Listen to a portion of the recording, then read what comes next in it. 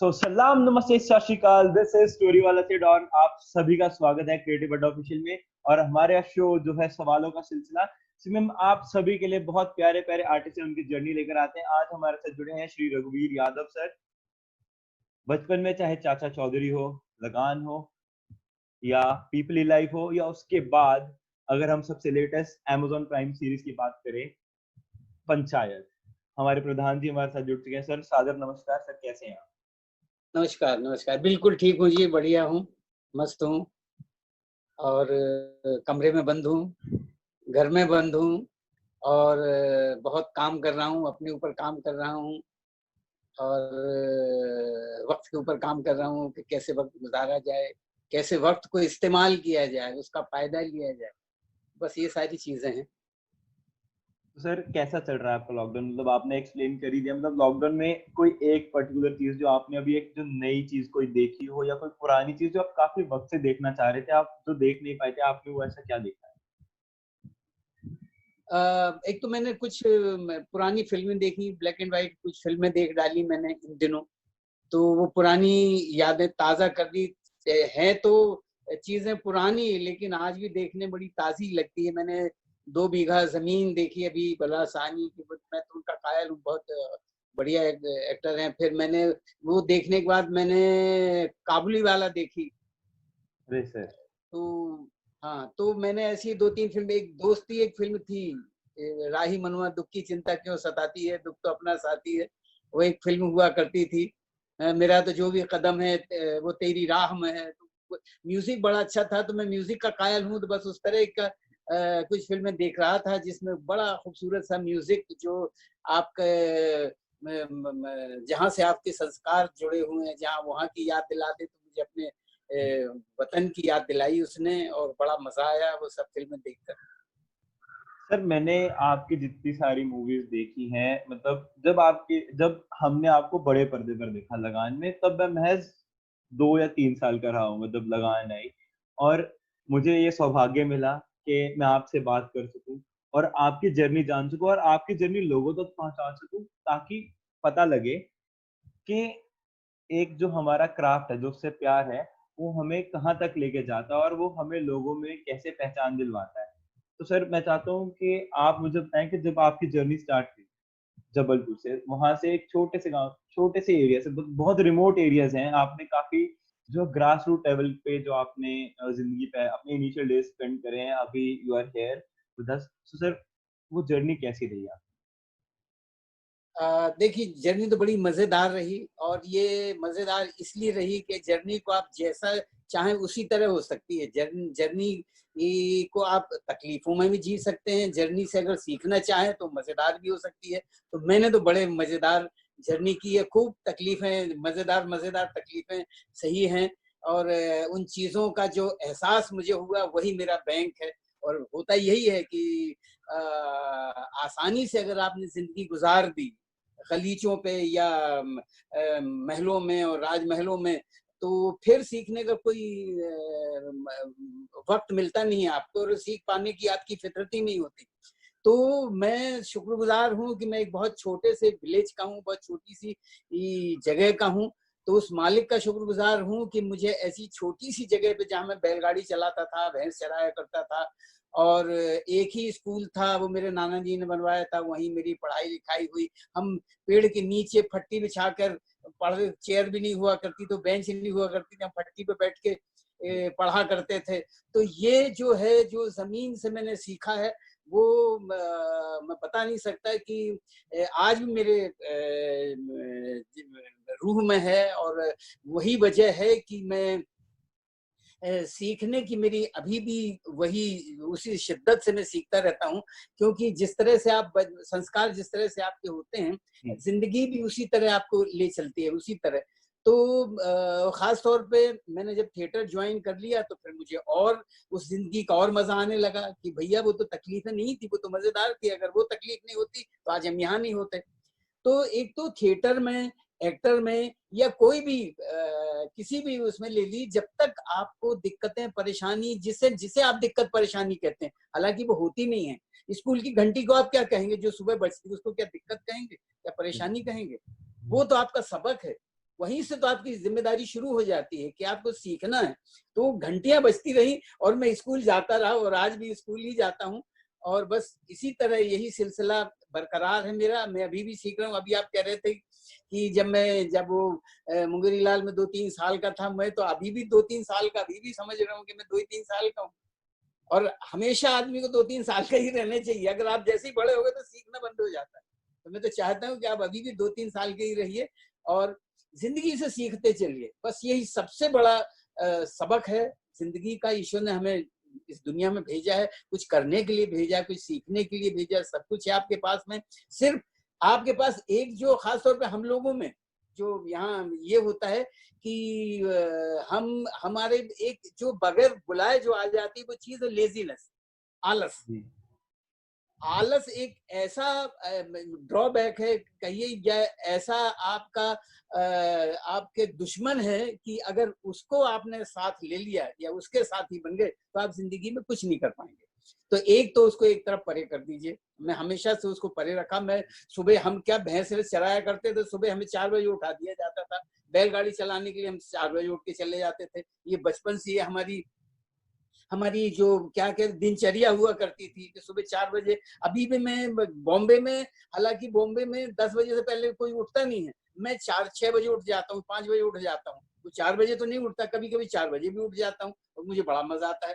जब तक मैं सुबह को उगता हुआ सूरज न देख लूं तो मुझे मजा नहीं आता। उसके बाद आपके पास भक्ति वक्त होता है, फिर मैं कहीं अपने म्यूजिक में लग जाता, कहीं किताबों में लग जाता हूँ। तो बस यही सिलसिला चलता रहा और मैंने वहाँ पढ़ाई की। उसके बाद देखा कि वहां पे लोगों का काम था कि 7वीं 8वीं क्लास तक पढ़ लेते थे, उसके बाद फैक्ट्रियों में लग जाते थे और फैक्ट्रियों में फिर उनकी शादी हो जाती थी। जैसी नौकरी लगी तो शादी हुई, फिर शादी के बाद बच्चे हुए, बच्चे के बाद फिर उनके बच्चे हुए और उनको फैक्ट्रियों में लगा दिया। फिर बस वो सिलसिला। तो मैं इससे बिल्कुल इत्तेफाक नहीं रखता था। मैं वहां से छोड़ के निकल आया क्योंकि मेरा म्यूजिक से ताल्लुक रहा। तो मैं म्यूजिक सीखने के लिए घर से निकल आया और निकला। देखिए, चाह तो राह, जी जी जी सर, आप बिल्कुल। जैसा चाहेंगे ईश्वर वो रास्ता आपके लिए बना, लेकिन आपके अंदर चाहत होनी चाहिए। मैं आया और सीधा बिल्कुल। ललितपुर पहुंचा। ललितपुर में एक पारसी थिएटर नाटक कंपनी लगी हुई थी। जी वहां मैं मुझे नौकरी मिल गई। गाने गाया करता था, मैं फिल्मी गाना गाता था। मुबारक हो सबको समा ये सुहाना, मैं खुश हूँ मेरे आंसुओं पे न जाना, और राम करे ऐसा हो जाए। उन दिनों मिलन के गाने बहुत चलते थे जी जी जी जब मैं पारसी थिएटर में था। और दिल जो ना कहे यही राज दिल कहने की रात आई, तो इस तरह के सारे गाने उन दिनों बड़े खूबसूरत गाने। क्या खूबसूरत म्यूजिक हुआ करता था। सर, फोक म्यूजिक का म्यूजिक इतना आपके बढ़िया। साथ बहुत फोक ताल्लुक है। म्यूजिक। सर, म्यूजिक का आपकी जिंदगी में अगर मैं कहूँ, मतलब आप, मतलब म्यूजिक का हम सबकी जिंदगी में बहुत बड़ा हाथ रहता है और वो मुझे क्लियरली देखने मिल रहा है आपकी पूरी जर्नी में। देखिए देखिए देखिए, क्या है कि अगर आप में म्यूजिक नहीं है तो जिंदगी थोड़ी मुश्किल लग जाती है, मुझे ऐसा लगता है। जी तो मैं तो सबसे कहता हूँ कि भैया म्यूजिक को अपनाओ। क्या है कि म्यूजिक का मतलब है सुनना। जी जब तक आप सुनेंगे नहीं तो म्यूजिक क्या सिर्फ गाने में थोड़ी म्यूजिक है, पूरी कायनात, पूरी सृष्टि में म्यूजिक भरा हुआ है। सुबह जब पेड़ चिड़िया बोलती है वो क्या म्यूजिक नहीं है? आप सुनते ही नहीं है। पेड़ हिलता है, हवा चलती है, उसमें पक्षियों की आवाज बदल जाती है। आप पहाड़ों में चले जाइए, वहां की फजा में बिल्कुल अलग तरह के म्यूजिक है। दूसरी जगह यूपी में चले जाइए, वहां का बिल्कुल अलग म्यूजिक है। तो उसमें अगर आप जीना सीख लें उस म्यूजिक में, मतलब नेचर के साथ, मेरा कहने का मतलब ये है, जी आपको कुछ बजाना नहीं आता, गाना नहीं आता, लेकिन अगर सुनना आता है तो बहुत बड़ी बात है, जी बहुत जी बड़ी बात है। तो फिर उसके बाद फिर वो अपने आप ही डेवलप होता रहता है। जैसे आप में क्या है, जैसी आप में चाहत बढ़ती है तो फिर आप उसी तरह अपने आप को जीना शुरू कर देते हैं जी और चाहत धीरे धीरे बढ़ती चली जाती है और आप फिर वो अच्छी चीजें सुनने लग जाते हैं। जी जी जी, बिल्कुल बिल्कुल तो सर। बस यही रहा। और फिर मैं 2 रुपए 50 पैसे मुझे मिलते थे रोज के पारसी थिएटर में। मैं 6 साल बिल्कुल खाना बदोशों की तरह उसमें रहा। और अब आप लोग कहते हैं कि दर दर की ठोकर, मैंने कोई दर दर की ठोकर नहीं खाई। ठोकरों में संभलना जो मजा आता है, ठोकरें ही तो हमें सिखाती है। तो जी। खूब ठोकरें खाई और मैं तो 15 दिन में अगर कोई ठोकर ना मिले तो मुझे मजा नहीं आता।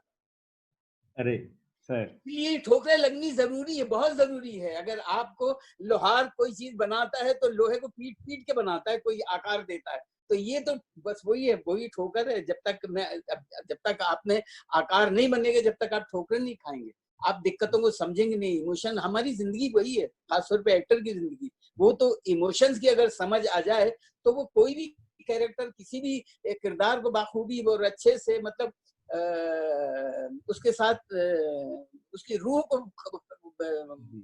पकड़ सकता है। तो ये सारी चीजें हैं। तो करते फिर वहां आया, वहां से मुझे 6 साल के बाद वो पारसी थिएटर बंद हो गया। फिर मैं लखनऊ आ गया। लखनऊ में फिर मैंने बहुत सारे काम किए, पपेट थिएटर किया। फिर मैं बिहार भी गया, वहां जाके मैंने ऑर्केस्ट्रा में गाने गाए। और उसके बाद फिर आया, फिर मैं एनएसडी आ गया। तो ये कहने का मतलब ये है कि जहां जब जो भी सीखने मिला मैंने छोड़ा नहीं। ये सब में ये फितरत होनी चाहिए कि जहां से जो मिल जाए सीख लो, उसको बड़े के लिए मेरे काम का नहीं है। हम भैया, हमारे लिए हर चीज काम की, पता नहीं कौन सी चीज कब काम आ जाए आप। इसलिए आप नजरों के सामने से किसी चीज को जाने मत दो, बस सीखते रहो, उससे सबक हासिल कर लो। अब आपके काम की है तो रखो, नहीं काम की तब भी अपने पास रखो। कम से कम एहसास तो उस चीज का होना चाहिए आपके अंदर, यही हमारे आगे काम आती है। तो बस अच्छी नीयत से, शिद्दत के साथ अपनी जिंदगी को गुजारिए और सीखते चलिए। फिर देखिए जिंदगी छोटी लगने लग जाती है। फिर ऐसा लगता है कि सीखने के लिए इतना कुछ पड़ा हुआ है और हमारी जिंदगी बस अभी खत्म होने वाली है। तो अब जन्मों जन्म तक लगेगा कि भैया सीखते रहो, बस करने का भूल जाइए।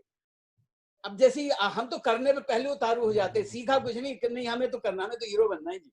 हम तो जाके सीधे फिल्म में और ये बनना है, अमिताभ बच्चन बनना है और ये बनना है, वो बनना है। वो पहले से बनने में, और क्या है कि एक तो लोग ये लेजीनेस की वजह से नकल करने लग गए हैं जी। वो मैंने पहले ही तय कर लिया था कि मैं किसी की नकल नहीं करूंगा। ईश्वर ने जो मुझे दिया है, जो मेरी जो मुझे मेरा जो मेरी जो शख्सियत है, मैंने जैसे जिया है जिंदगी को, उससे जो एहसास, जो जज्बात मेरे अंदर हैं, उन्हीं जज्बातों को मैं अपनी जो मेरी बॉडी है, और बॉडी से जिस तरह का मेरा साउंड जो मेरे मुंह से निकलता है, या जिस तरह के अल्फाज मेरे मुंह से निकलते हैं, वो मेरे अपने हैं, मेरी अपनी तरीके हैं। मैंने किसी का साउंड बनाया नहीं है कि मैं किसी और की नकल करके साउंड को अब इंप्रेशन झाड़ने के लिए मैं कुछ और करता रहूं। क्योंकि ईश्वर ने सबके पास सब कुछ दिया है, बहुत कुछ दिया है, हम लोग पहचानते नहीं है। ये हम सबसे बड़ी कमजोरी है। वो किसी देख करके वो कामयाब हो गया, क्यों कामयाब हो गया उसकी नकल करने लग जाते हैं। भैया वो तो अपनी वजह से कामयाब हुआ है, आप क्यों उसकी नकल कर रहे हो? तो वो तो कामयाब हो गया, आप पीछे रह जाओगे, क्यों आप उसकी नकल कर रहे हो? जब आदमी खुद ही जिंदा है, वो खुद ही काम कर रहा है, तो आप क्यों आपके अंदर खुद दिया उसको नहीं पहचान रहे, दूसरे को पहचान रहे हैं आप? भैया अपने आप को पहचान लो, और अपने अंदर जो है, जो खूबियां हैं, देखिए खूबी सबके अंदर होती है। जी। ऐसा कोई शख्स नहीं जिसके अंदर खूबी ना हो। हम लोग पहचानते नहीं खूबियों को, जरा सा पहचान लो। अगर खूबियों में को और इजाफा करना है अपनी खूबियों को, तो थोड़ा सा रियाज कर लीजिए, थोड़ी सी मेहनत कर लीजिए, थोड़ी सी कसरत कर लीजिए, योगा कर लीजिए, और अच्छी वाली एक्सरसाइज करिए, वो करिए जिम वाली, वो डुल्ले वाली एक्सरसाइज भी होती है। लेकिन ये वाली जो आपके जहन को और आपकी रूह को ताकतवर बनाती है, जो एनर्जी देती है, वो इस तरह की एक्सरसाइज है, योग और इस तरह का। तो मैं आपका दिमाग तो इतना शैतान है कि वो तो आपको कुछ नहीं करने देगा, लेकिन यहाँ आपको हमेशा वो इशारा करता रहता है। आपका दिल कभी झूठ नहीं बोलने देगा, झूठ बुलवाता ही है आपका दिमाग। ये बड़ा शैतान होता है। तो उसको कंट्रोल करना है तो दिल से बात करिए, आपने दिल की बात सुनिए बस। दिल तो आपको बिल्कुल आपकी इज्जत करवा लेगा। दिल आपको आपकी अगर आपने उसकी बातों पे चले, आप थोड़ी सी दिक्कत होती है शुरू में, तो ये जो शैतान है ना, जो दिमाग, वो आपको सोता रहेगा, नहीं भैया सोते रहे, अभी क्या करना है यार, कुछ तो नहीं करना है, दिल आपका नहीं चाह रहा है। तो आप अपने दिल को संभाल लीजिए, तो देखिए बहुत सारी चीजें आसान हो जाएंगी। तो ये सब करते करते मैं फिर एनएसडी के बाद फिर रास्ता मिल गया मुझे, और रास्ता मिला। एनएसडी जब मैंने किया तो उसी वक्त मुझे सॉन्ग एंड ड्रामा डिवीजन में नौकरी भी मिल रही थी, लेकिन मैंने नौकरी छोड़ दी क्योंकि वहां ज्यादा पैसे थे नौकरी में, लेकिन सीखना कुछ नहीं था, कुछ नहीं मिल रहा था। तो मैंने ये ज्वाइन कर लिया ड्रामा स्कूल, और वहां फिर बस हर दिन आपको कुछ कुछ नया नया कुछ सीखने मिलता है, और जी, जी। इतना कुछ भर गया है कि मैं सच कह रहा हूँ, मैं एक जन्म कम है कि अगर मैं वो सारी चीजों पे चल जाऊं या उन चीजों को अपने अंदर कर लूं। है सब दिमाग में, लेकिन बस वही कि सीखता रहता हूँ, करता रहता हूँ, उन्हीं का रियाज करता रहता हूँ और जिंदगी के मजे लेता रहता हूँ। ये है। सर मतलब आपने बताया कि how we can live our life to the fullest, और एक चीज है कि एक कोट है कि अगर आपकी जिंदगी में कोई फेज चल रहा है, अगर आप उससे रिकवर नहीं कर पा रहे हैं या आप उससे बाहर नहीं आ पा रहे हैं, तो आप गलत टाइप का म्यूजिक सुन रहे हैं। तो सर म्यूजिक का आपके साथ मतलब बहुत गहरा ताल्लुक रहा है, तो सर अर्लीस्ट मेमोरी जो म्यूजिक की है जी वो आपकी जी। कौन सी रही है, और कौन सी ऐसी चीज की जो आपके अंदर का सुर जो है वो तार जो है वो छिड़ गए? देखिए जी, बचपन में मैंने एक दो कई बार की जो पहली दफा मेरे कानों में स्वर पड़े, जब मैं 3 साल का रहा हूँ, जब आपने जिस उम्र में आपने मुंगेरी लाल देखा था, जी जी मेरे मेरे मेरे मेरे घर के पास एक ही घर था मेरा, और वहां से एक पापड़ बेचने वाला निकलता था। तो जी वो जी उन जी। दिनों गा के, सारी सब्जी वाला भी गाता था, चूरन बेचने वाला भी गा के निकलता था, भीख अरे मांगने वाली अच्छा खूबसूरत गाता, बड़ा सुरीला गाते थे। तो वो अरे पापड़ बेचने वाला निकलता था और वो गाता था, मूंग का पापड़ लो, उड़द का पापड़ लो, अरे मूंग का पापड़ लो, उड़द का पापड़ लो, ये गाता था वो। तो बस मैं दिन भर पापड़ बेचता रहता था और उसी से मैंने गाना सीख लिया। मैं अरे फिर उसको अपनी तरीके से कि मूंग का पापड़ लो, उड़द का पापड़ लो, मूंग का पापड़ लो, उड़द का। फिर बस वहां से सुर मिले, फिर रामलीला, रासलीला, ये सब देखते थे और भजन मंडलियों में जाके बैठ जाता था, भजन सुनता था। कव्वाल लोग, उन दिनों कव्वाल लोग बहुत सुरीले हुआ करते थे। एक जी शंकर शंभू कव्वाल हुआ करते थे, एक बच्चा बाबू कव्वाल हुआ करते थे, एक नसीम बानो कव्वालन हुआ करती थी। इतने सारे कव्वाल हुआ करते थे कि बता, और इतना सुरीला। अरे भाई, एक भीख मांगने वाले, उसके मुंह में दांत नहीं था, लेकिन वो सूरदास का पद गाता था। मैं कभी नहीं जिंदगी में भूल सकता था कि अरे सूरदास का एक पद गाता था, और ये अंधा था और एक तारा बजा के गाता था। अरे तो जिस घर से निकलता है इतना खूबसूरत, और वो क्या गाता, मैं वो भी सुना देता हूँ आपको। अरे आजू गई उठी बोलाई हो रस खान रही, कभी नंदी के भोने ही बाको जी हो जुगला के करो रही, जसमती को सुख जात कहो नहीं, तेली लगाई लगाई के अंजन भोई बनाए बनाए, डिठो नहीं डारी हमेल निहारती आनन भारती जो चिचिकारत छो नहीं, धुरु भरती शोभित श्याम जू तसी बनी सिर सुंदर चोटी, खेलते खाते फिर अंगना, पग पैजनिया कटी पीरी कछौटी, अरे बादशाह भी करो सिखाने बिलो कटी भारती, काम कलानी दी कोठी, काग के भाग बड़े सजनी, हरि हाथ से ले गए माखन रोटी, हरि हाथ से ले गए माखन रोटी। तो ये मुझे कभी, वहां जो काम करने वाले आते थे, घर के बगल से पाइप लाइन पड़ रही थी, तो पाइप लाइन में गड्ढा खोदते दिन भर, और शाम को सारे लोग वही खाना बनाते थे, वो गाते रहते थे। और क्या सुरीला, यूपी बिहार के लोग थे, बिरहा गाया करते थे। अरे तो सर बहुत बहुत बहुत ऐसा सुरीला सा जमाना था कि अभी भी है, अभी भी अगर हम संभालें तो अभी भी है। तो हमारा जो फोक और वो अभी भी बरकरार है। मैं तो जी उसी में डूबा रहता, मुझे तो उसी में मजा आता है। जी और आजकल जो, अभी हम टेक्नोलॉजी में अभी फंसे हुए थे जी कि हम 3 जी बजे का वक्त लेके, अभी तो बस ये कर दिया है जी टेक्नोलॉजी ने। टेक्नोलॉजी से फायदा नहीं उठाया जा रहा, उसको उसका गलत। जो नई भी गाने वाले, उनको भी जी जरा सा कहिए ना, थोड़ा मशक्कत करे भैया, सुर में तो आ जाए। जी जी मशीनों से क्यों सुर में आना चाह रहे हैं आप, जी मशीनों जी की आड़ लेके? तो ये सारी चीजें हैं। तो मेरा सिर्फ कहने का मतलब ये है कि खुद में कुव्वत है, जी जी मशीनों का सहारा ज्यादा मत लो। अगर आपको असलियत में जीना है, जो नेचुरल चीजें हैं उनको अपनाइए, उनसे जरा कुछ अलग करके दिखाइए ना, क्योंकि कुदरत ने आपको दिया हुआ है तो जी उसको जी जरा जी। करिए। सबके पास सब कुछ है, मैं सच कह रहा हूँ। कोई सर आपका म्यूजिक के साथ मतलब रिलेशन इतना डीप है, और मतलब आप अपने सोशल मीडिया हैंडल्स पर मैंने देखा आप इतनी प्यारी जैमिंग करते हैं फ्लूट के साथ। और मैं एक बहुत इंटरेस्टिंग वीडियो मैंने कम अक्रॉस करी, आपने जो है स्ट्रॉ में छेद करके उसे के उसके साथ भी म्यूजिक प्रोड्यूस करा आपने। मतलब थोड़े टाइम पहले आपने कहा कि कण कण में वर्ण वर्ण में म्यूजिक है, और सही में आपने उस स्ट्रॉ के साथ भी एक म्यूजिक बजा के दिखाया, तो सर मतलब बाकमाल। तो एक्चुअली एक्चुअली क्या है कि बस वही है कि मैं जो अगर वक्त जाया करना ना आए आपको, क्या वक्त को जाया नहीं करना चाहते, तो मैं ये कब हुआ, ये मैं अहमदाबाद में शूटिंग कर रहा था, मैं अपने फ्लूट ले जाना भूल गया। मैं बहुत ज्यादा उस तरह का उस्तादी नहीं मुझे हासिल है किसी चीज, बस शौकिया करता रहता हूँ जी अपने आप को खुश रखने के लिए और अपना अपना मनोरंजन करने के लिए, कि जी अपने आप को आप सुनने हो तो सुन लो भैया, आप अगर आपको अच्छा लगे तो आप भी सुन लिए, नहीं तो मुझे तो बजाने दीजिए, मैं तो अपना करता रहता हूँ सब। जी जी तो वहां पे क्या हुआ कि फ्लूट ले जाना भूल गया मैं, बहुत सुबह सुबह की फ्लाइट थी, मैं चला गया। तो अब मुझे समझ नहीं आया मैं करूं क्या। तो फिर या तो अगर कहीं मुझे बेम्बू या कुछ मिल जाए तो मैं लाके और उसकी बना लेता हूँ, मैं तो बेम्बू भी काट के ले आता हूँ।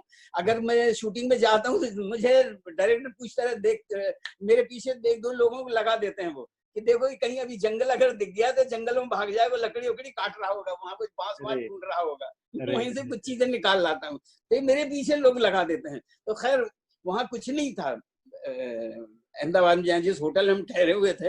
तो सुबह क्या हुआ, वो जूस दे गया मुझे वेटर वहां का।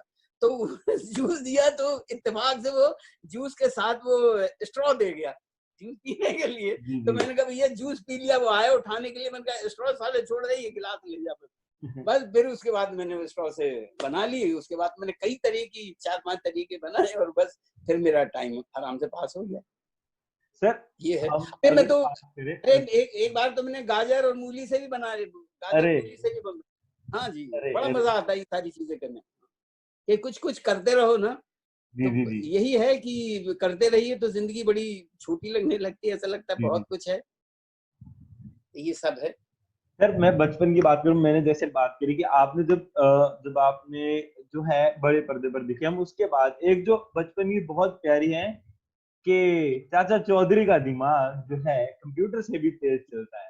तो सर मतलब जी। वो एक्सपीरियंस हमारा बचपन इतना खूबसूरत बनाने के लिए, उसके लिए बहुत बहुत शुक्रिया सर। तो उसकी जो छोटी सी आप मतलब कुछ एक कोई एक फनी सा किस्सा अगर आपका सेट पर हो, क्योंकि देखिए एक बात आपने बता दूं, चाचा चौधरी में एक जो खूबी थी कि कंप्यूटर जरूर था, कि कंप्यूटर का से तेज दिमाग ये नहीं कि कोई ज़ईफ आदमी है जो तजुर्बेकार उसका हो। एक बात बता दूं, चाचा चौधरी में इतने बच्चे थे, वो इतने बच्चे थे, और आपको यकीन नहीं करेंगे आप, बच्चों का दिमाग कंप्यूटर से भी ज्यादा तेज होता है, आप देख लीजिए। जी जी जी कंप्यूटर से भी ज्यादा तेज होता है वो, उनकी जो कल्पना शक्ति होती है, उनकी जो इमेजिनेशन होती है, वो कहीं, तो वो चाचा चौधरी थे। सीधी सी बात, लोग चाचा चौधरी को बहुत बुजुर्ग और वो नहीं, चाचा चौधरी बहुत बच्चे थे, ये मैंने उनसे पकड़ लिया था। इसलिए इसलिए इसलिए मेरे सेट पे जब भी बच्चे आते थे, तो बच्चे तो क्योंकि बच्चों के साथ हम वही, क्योंकि उनको वहां काम करना पड़ता था, सुबह से शाम तक हम लगे रहते थे। तो एक तो मैंने सारा सेट के ऊपर कोई सिगरेट नहीं पिएगा, कोई इस तरह का वो नहीं, कोई गाली गलौज नहीं, कुछ नहीं, मैंने जी बिल्कुल कंट्रोल कर रखा था, क्योंकि हमारे साथ बच्चे काम कर रहे थे। जी जी जी तो मैंने सबको ही बच्चा बना दिया था। अरे तो बच्चे अपने माँ बाप को डराने लग गए थे। अरे अगर माँ बाप उनको डांटते तो कहते थे हम चाचा जी से शिकायत कर देंगे, चाचा चौधरी, तो मैं बुलवा लेता था माँ बाप को। तो अरे कई माँ बाप को मैंने सुधार दिया, मैंने कहा बच्चा आपका इतना होनहार है, वो करना चाहता है, तो जरा थोड़ा बच्चे के सुनिए, बच्चे को क्यों सुना रहे हैं आप, पहले वो जी देखिए तो कि बच्चा क्या करना चाहता है। जी जी तो ये है कि मैंने वो कॉमिक पढ़े हुए थे पहले बचपन में, जी और जी मैं साबू के कैरेक्टर से मुझे बड़ा लगाव था, कि मैं चाहता था कि बहुत ताकत और वो सारा कुछ उस तरह की मेरा भी वजूद हो, तो वो मेरी चाहत थी कि वो करूं मैं। लेकिन देखिए अब कथकाठी ऐसी है, कहाँ कर सकता हूँ, तो फिर उन्होंने चाचा चौधरी से काम चला लिया, पर यही था। सर, अगर हम रिसेंट जो सबसे रिसेंट प्रोजेक्ट है आपका उसके बारे में बात करें, पंचायत, हाँ। इतना प्यार मिला आपके कैरेक्टर को प्रधान जी का। और सर मतलब पेठा कितना ज्यादा खाया आप ये बताएं। अरे बहुत बहुत मजे लिए, पेठे के मजे लिए, सबके वहाँ के लोकेशन की मजे लिए, वहाँ के लोगों से मजे लिए। मजे इसलिए कि आप जहाँ भी काम करें और जहाँ भी आप रह रहे हों, और वो सबका असर आपके अंदर होता है। आप जहाँ रह रहे हैं तो आप उनसे अगर इज्जत से पेश आएंगे, सबको आप इज्जत देंगे तो आपकी इज्जत होगी, सीधी सी बात ये है। तो इतने प्यार से वहाँ के लोग, और क्या है कि गांव के लोग और विलेज के लोग बहुत सीधे साधे और बड़े उस तरह के होते हैं। सिर्फ यार जब पेश होने का तरीका अगर आपका गलत ना हो तो बड़े मजे से हम वहाँ जाके कहीं भी बैठ जाते थे। और पूरा ये पंचायत का सक्सेस होने में सबसे ज्यादा जो है वहाँ के जो गांव वाले हैं उनका उन्होंने जो हमें मदद की या जिस तरह से उनका साथ मिला वो बहुत मायने रखता है ये सारी चीजें। तो बड़ा अच्छा रहा। तो आप एक तो पूरा यूनिट भी बड़ा संजीदा किस्म का और मतलब बहुत सिंसियर किस्म का और बहुत ही इज्जत अफजाई करने वाले इस तरह के लोग थे सारे लोग। तो सब लोग मिलके उस तरह से काम हुआ, इस वजह से ये इतना खूबसूरत बन गया है। तो जहां जहां जिस फिल्म में या जिस सीरियल में जहां भी इस तरह से मिलजुल के अगर जब काम किया जाता है तो उसका जो नतीजा निकलता है वो बेहद खूबसूरत ही निकलता है, बेहतर ही निकलता है। सर अगर मैं पंचायत की बात करूंगा, जैसे फैजल सर थे, जितेंद्र सर थे, नीना गुप्ता मैम थे, तो सर मतलब ओवरऑल कास्ट एंड क्रू बहुत प्यारा था। और हमारी जो पहले इंटरेक्शन रही है आपकी टीम पंचायत के साथ, फैजल सर के साथ इंटरेक्शन रही है, आसिफ सर के साथ इंटरेक्शन रही है, शशि सर के साथ इंटरेक्शन रही है, तो वो ओवरऑल इतना ज्यादा प्यारा जो माहौल था वो पता लगता है कि कितना ज्यादा प्यार था। और सर मेरा जो फेवरेट मोमेंट था वो आपका था कि सचिव जी के दोस्त नहीं है, तो सचिव जी पार्टी करते हैं जब उनका मूड ऑफ होता है और वो सब बैठे होते हैं। सर वो बहुत प्यारा था। तो सर उसके बारे में कुछ बताइए, जब आप सब लोग ने अपनी एक छोटी सी बारबेक्यू स्टाइल पार्टी करी थी। वो क्या है कि हम लोग उसी तरह के हो भी गए थे साथ में रहते रहते। क्या है कि कुछ दिनों तो हम एक्टर बन के जाते हैं, जी कुछ दिन तक, उसके बाद तो फिर कैरेक्टर में आ जाते हैं। तो फिर वो कैरेक्टर की तरह एक दूसरे का रिलेशन वो कैरेक्टर की तरह ही हो जाता है। तो बड़ा मजा आया वो सीन करने में। इम्प्रोवाइज बहुत किया, वो सीन लिखा नहीं गया था, वो ज्यादातर इम्प्रोवाइज किया हुआ सीन था, बहुत ज्यादा। तो बस यही होता है कि फिर क्या इम्प्रोवाइज करने में मजा है, जब हम लोग एक दूसरे के रिलेशन समझ जाते, किसके साथ किस तरह का रिलेशन है, कैरेक्टर क्या है। जब इस तरह की चीजें समझ आने लग जाती हैं तो फिर बहुत सारे काम आसान हो जाते हैं। तो अब जैसे वो पार्टी के फिर किसी सीन में आप स्क्रिप्ट मत दीजिए, बता दीजिए, सिचुएशन बता दीजिए कि ये है, फिर आपको डायलॉग देने की जरूरत नहीं, तो अपने आप हो जाएगा। तो ये एक्चुअली थिएटर की देन है। ये थिएटर से ये सारा हौसला या सबक या कहिए इस तरह का काम करने का जो सलीका मिलता है वो थिएटर से ही मिलता है। जी। तो बस ये एक, और मैंने थिएटर बहुत किया है तो मैं तो माहौल को बना भी लेता हूँ ऐसे कि ऐसे नहीं तो आ जाओ जी, बैठ जाओ, रीडिंग कर लेते हैं। और इसमें जब हमने पंचायत शुरू किया तो उससे पहले एक हफ्ते की हमने रीडिंग की थी, तो सारी चीजें, सारे कैरेक्टर्स के बारे में डिटेल में हमने वहीं डिस्कस कर लिया था। तो फिर वहां जाके चीजें आसान हो गई सर। और जो आपकी ट्रांसफॉर्मेशन रहती है हर एक रोल की, मतलब चाहे चाचा चौधरी का रोल है, फिर आपने हिटलर का रोल करा, फिर पीपली लाइव में, और अभी पंचायत में, वो सारे कैरेक्टर्स बहुत डिफरेंट डिफरेंट थे, अपने आप में यूनिक थे। सर आपकी उनकी प्रिपरेशन कैसे रहती है और आप उनके लिए कैसे रेडी करते हैं, और कुछ टिप्स जो हैं जो लोग आना चाहते हैं इस फील्ड में उनके लिए, कि कैरेक्टर कैसे प्रिपेयर करते हैं कोई नया।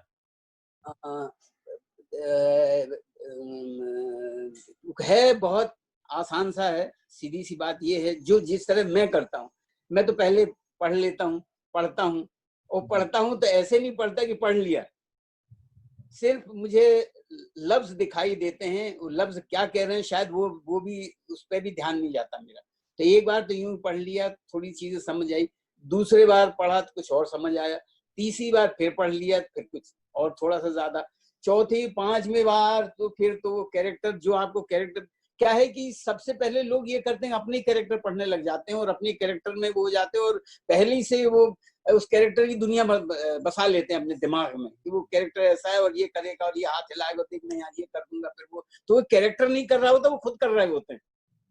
तो ये सबसे ज्यादा जो कमजोरी होती है एक्टर में कि पहले दिन से या पहली रीडिंग से ही वो कैरेक्टर निकाल लेते। मैं कभी नहीं निकालता, मैं 3-4 रीडिंग खुद ही कर लेता हूँ, उसके बाद धीरे धीरे वो कैरेक्टर मुझे दिखाई देने लग जाता है, फिर सुनाई देने लग जाता है, फिर उसके हाथ पैर हिलने दिखाई दे जाते हैं, फिर उस पे काम करता हूँ और 5वें 6ठे दिन फिर वो कैरेक्टर समझ आ जाता है, फिर उसमें मैं डूबने की कोशिश करता हूँ। और सीधी बात ये डूबने वाला मामला है कि डूबिए तो डूबते ही जाइए। जी जी जी। जितना है कैरेक्टर को गहराई से उसमें डूबिए, तो बस सिर्फ ये है कि आप पढ़ के समझते जाइए तो अपने आप हो जाता है। बहुत ज्यादा खामखा दंड बैठक और कैरेक्टर के साथ बहुत ज्यादा हुज्जतबाजी करने से वो बिगड़ जाता है, मामला बिगड़ जाता है। जी जी ये जी। तो सर कोई एक मैसेज जो है टीम क्रिएटिव अड्डा के लिए, उससे पहले सर आपको कोई आने वाला प्रोजेक्ट, कोई नया प्रोजेक्ट जो देखिए, आप प्रोजेक्ट हैं काफी। एक तो बहुत सारी शूटिंग भी सब इस वक्त तो सारा कुछ रुक गया है और मेरे ख्याल से पता नहीं और कितने दिन लगेंगे। एक दो फिल्में हैं, एक मैंने आधार एक फिल्म की हुई है जिसकी जी जी शूटिंग हो गई है, और एक है अनाम, जी वो जी कंप्लीट हुई है। एक और है फिल्म, क्या है, उसका अभी नाम दिया नहीं गया, तो वो अभी ऐसी टाइटल वाइटल तो आखिर आखिर तक बदलते जाते हैं। जी जी तो जी इस तरह की 3-4 फिल्में हैं जो मेरे ख्याल से आने वाले, ये जब लॉकडाउन हटेगा तो शायद रिलीज हो जाए। जी और जी कुछ काम थे जो करने थे, कुछ और थे, एक वेब सीरीज और थी, और दूसरा ये पंचायत का भी एक सेकंड सीजन वो भी बनना है, तो उसका जी भी अभी सब रुका पड़ा है मामला। तो ये सारी जी चीजें हैं जिसपे काम चल रहा है, तो अभी उन पे मैं तवज्जो नहीं दे रहा हूँ। अभी तो मुझे मौका मिला है तो मैं किताबें पढ़ रहा हूँ, अपने कुछ कुछ जी जी करता रहता हूँ, म्यूजिक सुनता रहता हूँ, और ये तो ऐसा लग रहा है थोड़ी सी तपस्या कर रहा हूँ अभी तो, जी जी कि जी। बहुत सारी एनर्जी जो और बटोरने की, कि आगे और आगे काम करने लायक हो जाऊँ। और सर टीम क्रिएटिव अड्डा के लिए एक कोई मैसेज जो हमारे व्यूअर्स हैं उनके लिए, कोई एक प्यारा सा message.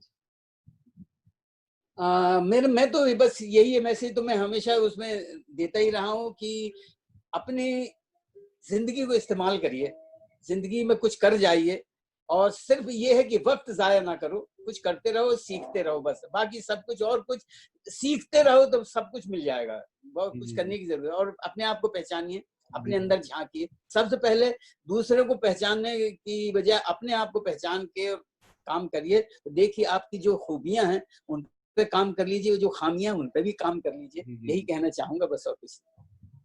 Sir thank you so very much